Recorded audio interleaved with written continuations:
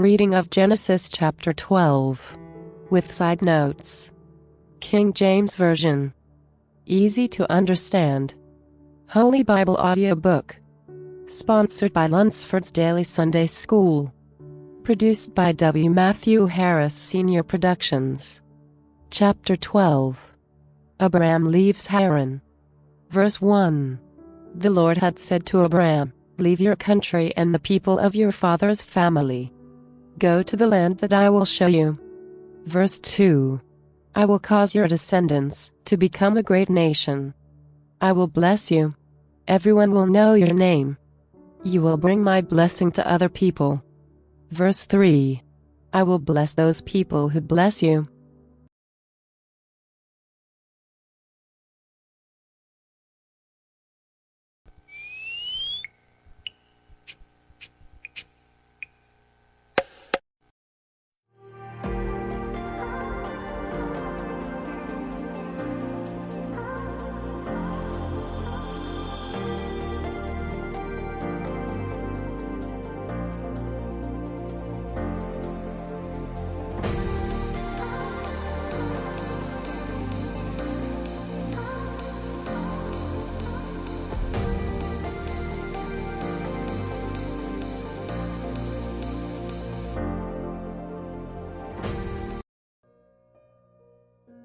The reading of Genesis chapter 12.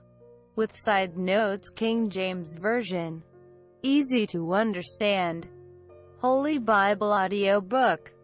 Sponsored by Lunsford's Daily Sunday School.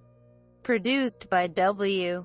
Matthew Harris Senior Productions. Chapter 12. Abram's journey to Canaan. God's call of Abram. Abram in Egypt. Verse 1. The Lord said to Abram, "Leave your country, leave your home, leave your father's house. Go to the country that I will show to you." Verse 2. And I will make you become a great nation. I will bring many good things to you. I will make your name famous. You will bring good things to people. Verse 3. I will be kind to those who are kind to you. I will do evil things to those who do evil things to you. All the families that are on the earth shall receive good things because of you. Abram was the person who was later called Abraham. Genesis chapter 17 verse 5. When Abram left Haran, his father Terah did not go with him. Terah lived in Haran for 60 years after Abram left. This is how we know that. Terah was 70 years old when Abram was born. Genesis chapter 11 verse 26. And Abram was 75 years old when he left Haran. Therefore, Terah was 145 years old when Abram left Haran. But Terah lived for 205 years. Genesis chapter 11 verse 32. So Terah lived in Haran for 60 years after Abram left. Verse 4. So Abram went, as the Lord commanded him. Lot went with him. Abram's age was 75 years when he left Haran. Verse 5. And Abram took Sarai his wife. He took Lot, who was his brother's son. He took all their possessions that they had gathered. He took all his relatives who had been born in Haran. They set off together, and they went to the country that is called Canaan. When they came to Canaan. Verse 6. Abram went through the region. He came to the big tree at Morah. It was near to the town that is called Shechem.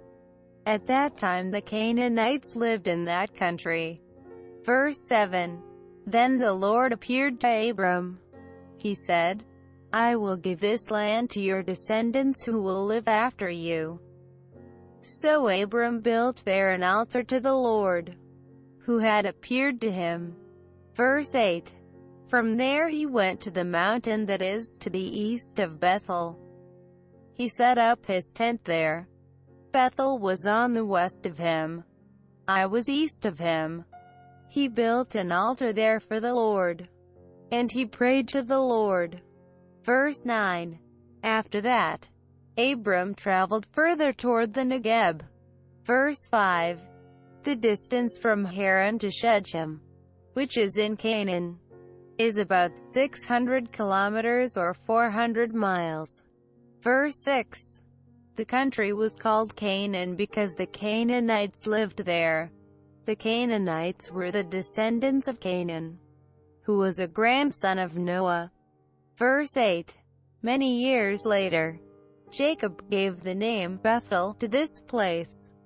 Genesis chapter 28 verse 19. It probably did not have that name in Abram's time, but the people who wrote Genesis used the name. It tells us where Abram went. Verse 9.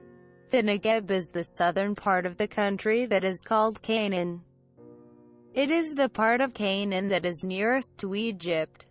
Abram visits Egypt. Verse 10.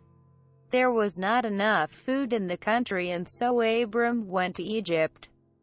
He stayed there, because the famine was very bad in Canaan. Verse 11. Before Abram entered Egypt, he spoke to Sarai his wife. He said, I know that you are a beautiful woman. Verse 12. The inhabitants of Egypt will see you. They will say, this is his wife. Then they will kill me, but they will keep you alive. Verse 13. Say that you are my sister, so they will not hurt me because of you. They will not kill me in order to take you. Verse 14. Then Abram entered Egypt. The inhabitants of Egypt saw that the woman was very beautiful. Verse 15. When the princes of Pharaoh saw her, they praised her to Pharaoh, and they took the woman into Pharaoh's house. Verse 16. Pharaoh loved Sarai, and therefore he was kind to Abram. Pharaoh gave to Abram sheep, cows, donkeys, servants, maids and camels. Verse 10. Egypt is a country in northern Africa. The river Nile provides water to Egypt. Therefore, crops grew in Egypt even if there is no rain. So there was no famine or lack of food in Egypt. There was a famine in Canaan because there had been no rain. Verses 11 to 13. Abram went to Egypt, which was a foreign country. He did not know its customs. He was not confident that God would protect him and Sarai.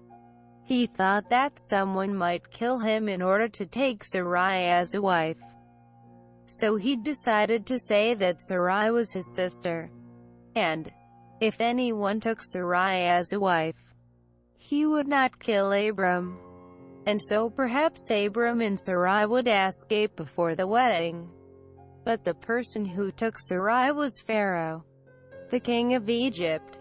And when Sarai was in Pharaoh's court, she could not escape. When Abram called Sarai his sister, he did not tell the truth, but what he said was not completely wrong. Sarai was Abram's half-sister. Sarai and Abram had the same father, but they did not have the same mother. Genesis chapter 20 verse 12. At that time, some people married their half-sisters.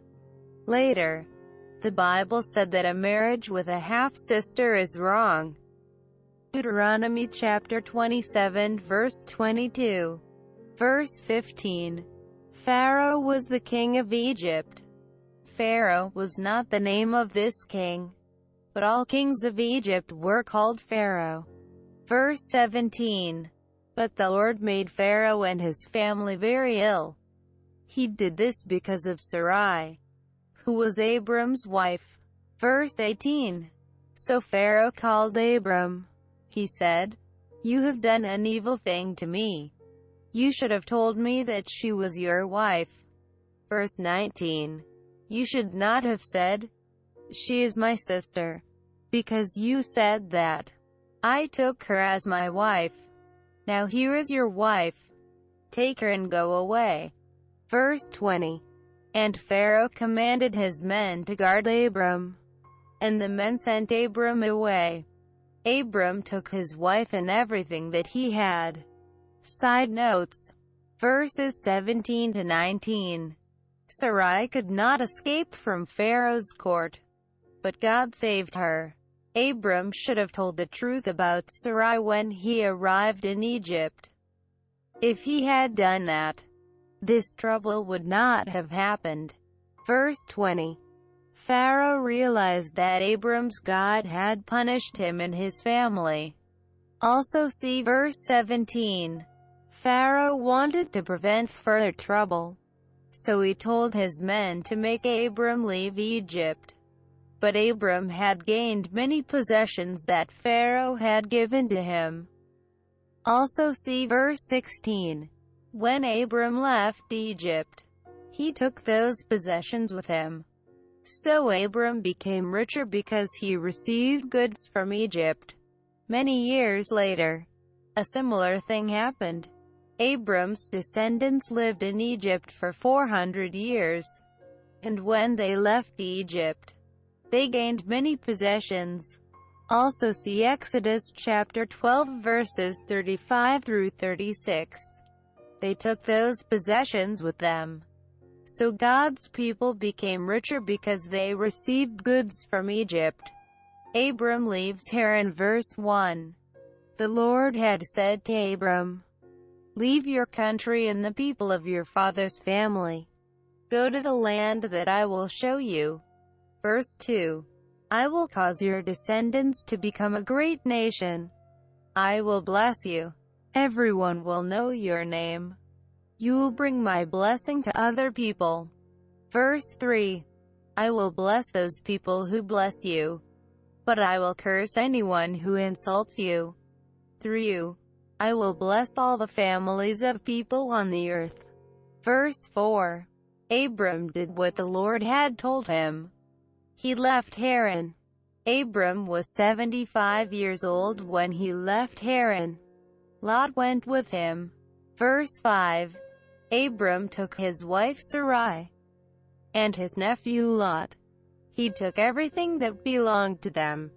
He also took the people that worked for them in Haran. They all left to go to the land of Canaan. When they arrived in Canaan. Verse 6. Abram walked through the land. He went as far as Shechem, to the special oak tree of Morah. At that time, Canaanites lived in this land. Verse 7. The Lord appeared to Abram there. He said, I will give this land to your descendants. So Abram built an altar in that place to worship the Lord. He did that because the Lord had appeared to him. Verse 8. Then Abram left Shechem. He went to the hills that are on the east of Bethel. He put up his tent in that place. Bethel was towards the west, and Ai was towards the east. Abram also built an altar there to worship the Lord. Verse 9. Then Abram took his tent and he left that place. He continued to travel towards the Negev. Abram and Sarai in Egypt. Verse 10. There was a famine in the land of Canaan. So Abram went to live in Egypt for some time, because the famine was very bad. Verse 11. When Abram came near to Egypt, he said to his wife Sarai, listen to me. I know that you are a very beautiful woman. Verse 12. When the Egyptians see you they will say, this is Abram's wife. Then they will kill me, but they will let you live. Verse 13. So tell them that you are my sister. Then they will do good things to me, because they want to please you.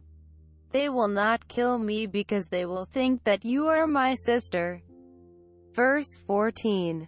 When Abram arrived in Egypt, the people saw that Sarai was a very beautiful woman.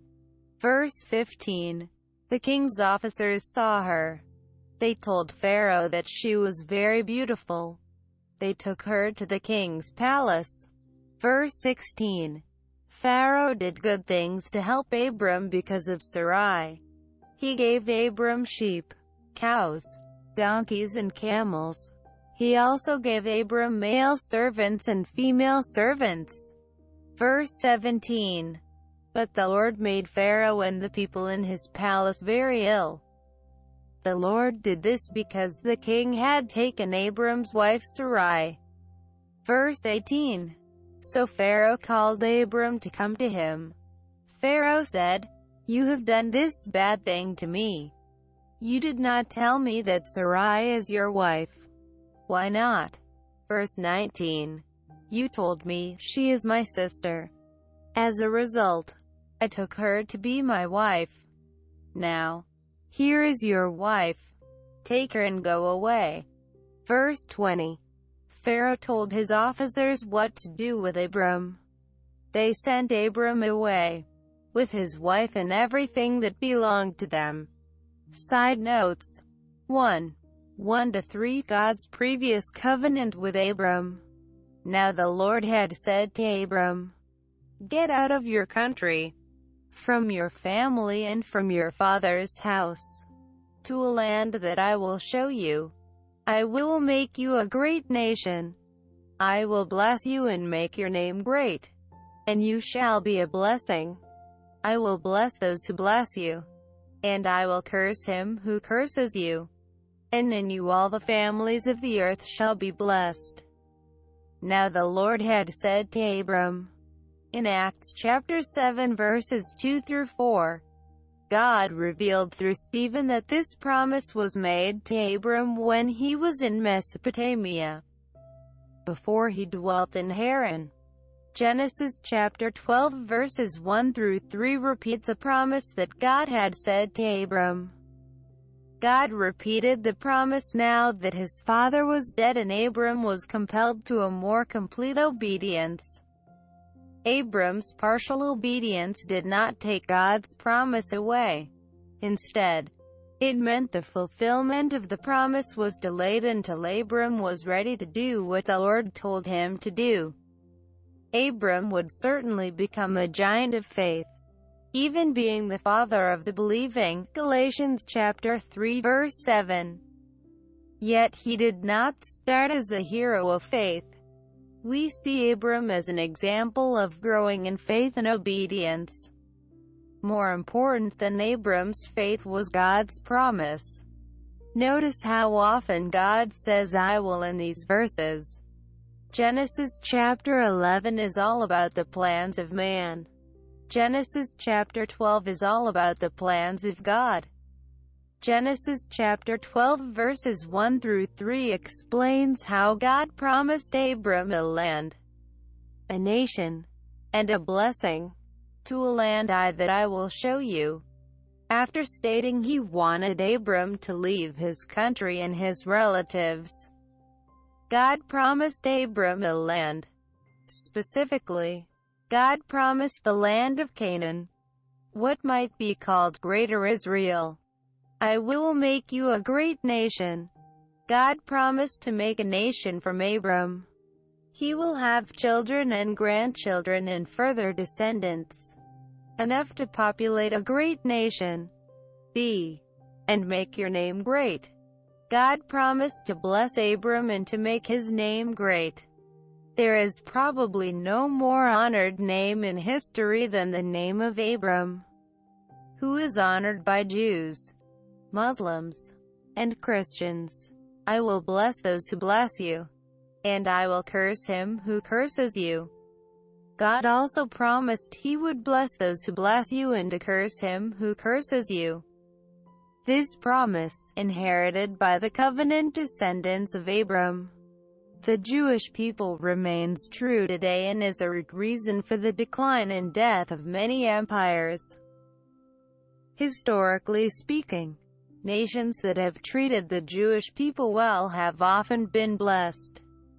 When the Greeks overran Palestine and desecrated the altar in the Jewish temple, they were soon conquered by Rome. When Rome killed Paul and many others, and destroyed Jerusalem under Titus. Rome soon fell. Spain was reduced to a fifth-rate nation after the Inquisition against the Jews. Poland fell after the pogroms. Hitler's Germany went down after its orgies of anti-Semitism. Britain lost her empire when she broke her faith with Israel.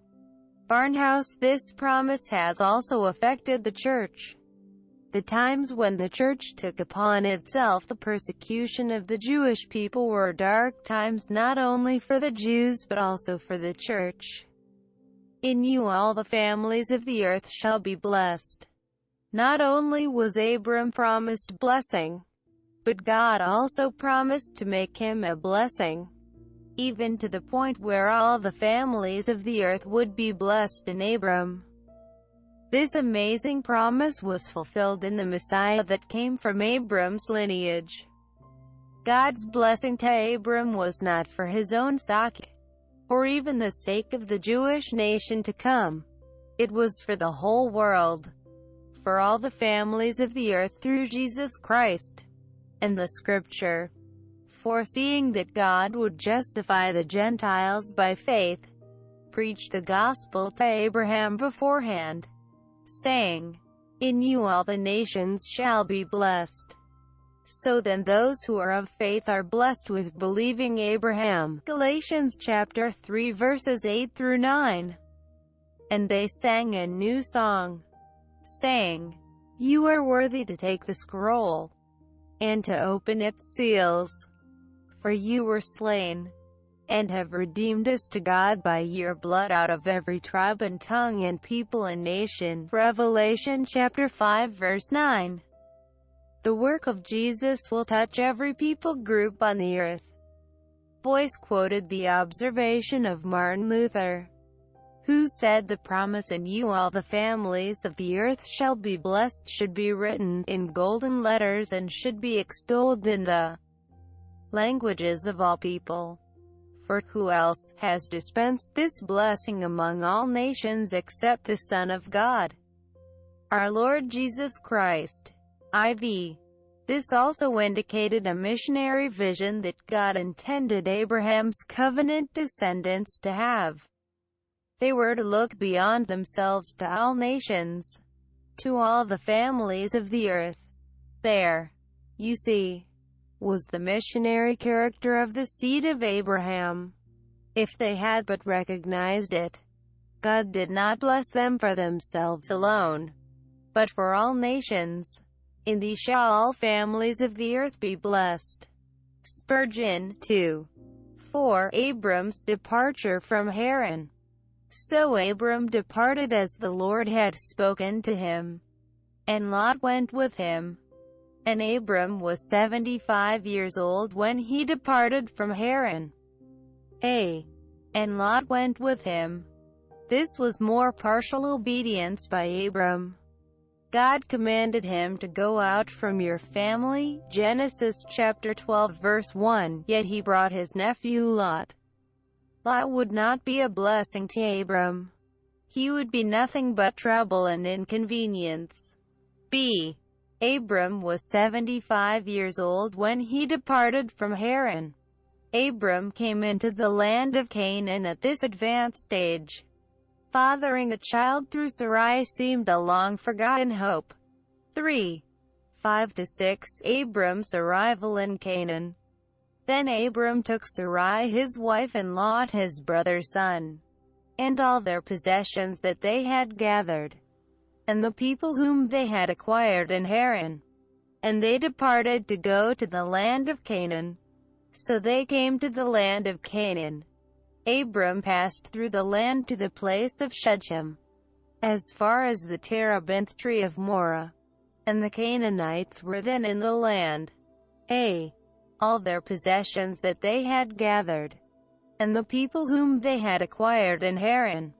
Abram left Ur of the Chaldeans with his father and his nephew Lot, stopping in Haran long enough to acquire many possessions and people. B. So they came to the land of Canaan. Abram came into Canaan as a stranger. to live in a land populated by tribes that were set in violence and sin. Genesis chapter 34 verses 1 through 5, but would become even worse. Genesis chapter 15 verse 16. C. Abram passed through the land to the place of Shechem. This was Abram's first stopping point in Canaan. He came to a notable oak tree, the terebinth tree of Moreh. The name Shechem means shoulder. It probably gets its meaning from the geography of the area. The idea may be that the two hills Gerizim and Ebal were like shoulders, with Shechem in the midst of them. Shechem was not only in the midst of two mountains, but it was also right in the middle of Canaan. This is where Jacob came safely when he returned with his wives and children from his sojourn with Laban. Genesis chapter 33 verse 18. This is where Jacob bought a piece of land from a Canaanite named Hamor for 100 pieces of silver. Genesis chapter 33 verse 19. This is where Jacob built an altar to the Lord and called it El Elohe Israel. Genesis chapter 33 verse 20. This established the connection between Jacob and what became known as Jacob's well. Shechem was the place where Dinah, the daughter of Jacob, was raped, and the sons of Jacob massacred the men of the city in retaliation. Genesis chapter 34. This was the plot of ground that Jacob gave his son Joseph. Land Jacob had conquered from the Amorites with his sword and bow in an unrecorded battle. Genesis chapter 48 verse 22. This is where the bones of Joseph were eventually buried when they were carried up from Egypt. Joshua chapter 24 verse 32. This is where Joshua made a covenant with Israel, renewing their commitment to the God of Israel and proclaiming, "As for me and my house, we will serve the Lord." Joshua chapter 24. Shechem's New Testament name is Sychar, where Jesus met the Samaritan woman at the well in John chapter 4. John chapter 4 verse 5 and 6. And the Canaanites were then in the land. Abram came to the land God promised. Yet the Canaanites were still in the land. They had no intention of giving the land to Abram, and would not give it up until they were forced out some 400 years later. 4:7-9. God appears to Abram in Canaan. Then the Lord appeared to Abram and said, "To your descendants I will give this land." And there he built an altar to the Lord, who had appeared to him. And he moved from there to the mountain east of Bethel. And he pitched his tent with Bethel on the west and Ai on the east. There he built an altar to the Lord and called on the name of the Lord. So Abram journeyed, going on still toward the south. Then the Lord appeared to Abram. Once Abram was in the land, God reminded him of his promise. The land Abram saw belonged to Abram and his descendants. It was actual land that Abram saw with his physical eyes. To your descendants I will give this land. Abram never owned any of this land except the burial plot he bought. Genesis chapter 23 verses 14 through 20. Yet God's promise was enough evidence to assure Abram that he did indeed own the whole country. And there he built an altar to the Lord. The altar was important to Abram because it was a place to meet with a God, to offer sacrifice for sin, to show submission to God, and to worship God. Christians have an altar also. Hebrews chapter 13 verse 10. We meet with a God at our own place where we remember the sacrifice Jesus made for sin. Ephesians chapter 5 verse 2. Where we submit to God as living sacrifices. Romans chapter 12 verse 1. and where we offer the sacrifice of praise. Hebrews chapter 13 verse 15. He pitched his tent, even in the land God gave him. Abram never lived in a house, he always lived in a tent. Tents are the home of those who are just passing through and do not put down permanent roots. We too are to live like tent dwellers, as pilgrims on this earth. 1 Peter chapter 2 verse 11.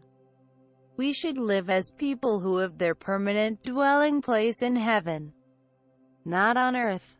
Too many Christians want to build mansions on earth and think they would be happy with tents in heaven. A pilgrim is someone who leaves home and travels to a specific destination. A pilgrim isn't a drifter. A pilgrim has a goal. Abram's goal was God's heavenly city. Hebrews chapter 11 verses 8 through 10, 14 through 16. And this is also our goal. Abram in Egypt.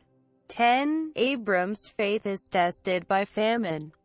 Now there was a famine in the land, and Abram went down to Egypt to dwell there, for the famine was severe in the land. There was a famine in the land. A famine was a serious problem. Many people died from hunger, and it was right for Abram to be concerned about famine and feeding his family. But Abram was wrong in thinking God would not provide for his needs in the place where God called him to live. After all, God called Abram to Canaan and not to Egypt. Abram, like most of us, found it easier to trust God in the far-off promises than in the right-now needs. Abram went down to Egypt. When we are tested in this way, we often believe our actions are all right because no harm can come. Though God blessed and protected Abram even in Egypt, he came away with excess baggage and a rebuke from a pagan king. Harm came from his trip to Egypt. The harm especially shows up later when a slave girl named Hagar, whom Sarai received when in Egypt, became a source of great trouble to Abram's family. Verses 11 through 13. Sensing potential danger in Egypt, Abram persuades Sarai to lie on his behalf. And it came to pass, when he was close to entering Egypt, that he said to Sarai his wife, "Indeed, I know that you are a woman of beautiful countenance.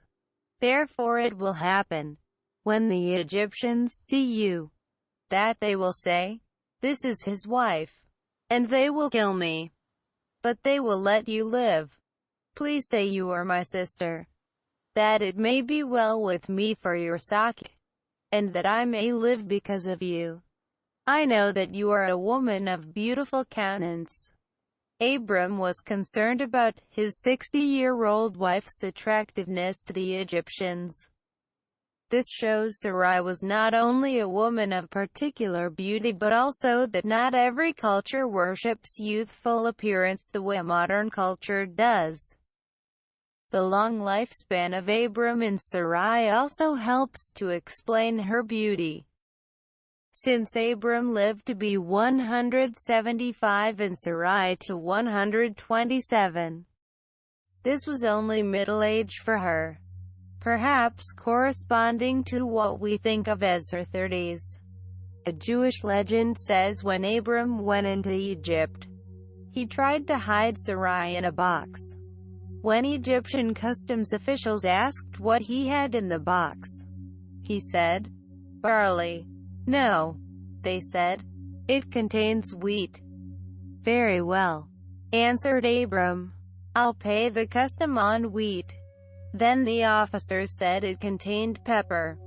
Abram said he would pay the custom charges on pepper. Then the officers said it contained gold. Abram said he would pay the custom charges on gold. Then the officers said it contained precious stones. Abram said he would pay the custom charges on precious stones. By this time, The officers insisted on opening the box. When they did, all of Egypt shined with the beauty of Sarai. These same legends say that in comparison to Sarai, all other women looked like monkeys. She was even more beautiful than Eve cited in Ginsburg. Please say you are my sister. This was in fact a half-truth. Sarai was Abram's half-sister, Genesis chapter 20 verse 12. Yet this half-truth was a whole lie. Abram's intent here was clearly to deceive, and he trusted in his deception to protect him instead of trusting in the Lord. If we want to do something wrong, we can find some good reasons to do it. If we can't think of the reasons ourselves, the devil is happy to suggest them. Ideally, Abram would say, "God promised me children, and I don't have them yet. Therefore, I know I am indestructible until God's promise is fulfilled. Because God's promises are always true. God will protect me and my wife Sarai." 14 and 15 Sarai is taken into Pharaoh's house. So it was, when Abram came into Egypt, that the Egyptians saw the woman, that she was very beautiful. The princes of Pharaoh also saw her and commended her to Pharaoh. And the woman was taken to Pharaoh's house. The Egyptians saw the woman, that she was very beautiful. Sarai attracted attention both because she was very beautiful and because she was the companion of an obviously wealthy and influential man, Abram. The woman was taken into Pharaoh's house. Understanding the place Abram and Sarai have in God's redemptive plan, we realize how serious this was. God did not want Sarai's womb to be defiled by a Gentile king, because the Messiah would come from her line of descendants. 16 through 20 Abram leaves Egypt after being rebuked by Pharaoh. He treated Abram well for her sake. He had sheep, oxen, male donkeys, male and female servants, female donkeys, and camels. But the Lord plagued Pharaoh and his house with great plagues because of Sarai, Abram's wife. And Pharaoh called Abram and said, "What is this you have done to me? Why did you not tell me that she was your wife? Why did you say, 'She is my sister'? I might have taken her as my wife. Now therefore, here is your wife. Take her and go your way." So Pharaoh commanded his men concerning him, and they sent him away, with his wife and all that he had. He treated Abram well for her sake. God blessed Abram even when he didn't do what he should. God continued to protect Abram. Even when Abram acted like a liar, God did not call back his promise to Abram, because the promise depended on God and not on Abram. "What is this you have done to me?" Sadly, a pagan king had to rebuke Abram. God's divine protection of Abram and Sarai shows that if he would have trusted in God and told the truth, everything would have been all right. But God is in the business of growing Abram into a man of great faith. And this requires circumstances where Abram must trust God. Faith is not a mushroom that grows overnight in damp soil. It is an oak tree that grows for 1,000 years under the blast of the wind and rain.